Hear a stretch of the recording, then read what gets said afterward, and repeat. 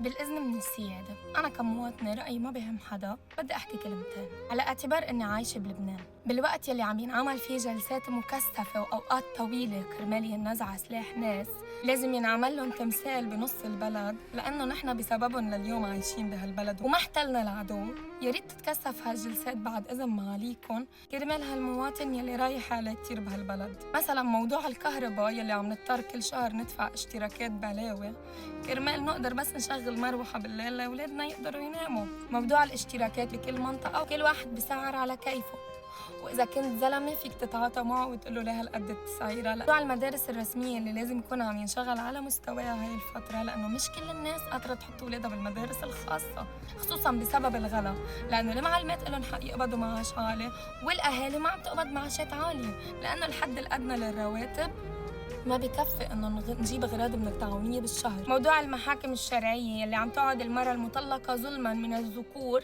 سنين لحتى تقدر تحصل على نفقة أو إنها تقدر تاخد حقها، والولاد بيكونوا متروكين لا نفقة ولا رجل يصرف عليهم. آخر شي النفقة عم بتكون ما بتكفي حتى إنه تلبس الولد بالشهر كنزة. الطرقات يلي ما عليها إضاءة، 90% من الحوادث عم بتصير بسبب العتمة. الحفريات يلي بسببها نحن كل سنة بندفع حق دواليب بقد حق سيارتنا. بعرف معاليك إذا بعد في أشياء ما ذكرتها، بس أنا كمواطنة عايشة بهالبلد عم موت وعيش وانحت ليل نهار لحتى بس شوي أقدر أتنفس أنا وولادي، مع احترامي للسيادة.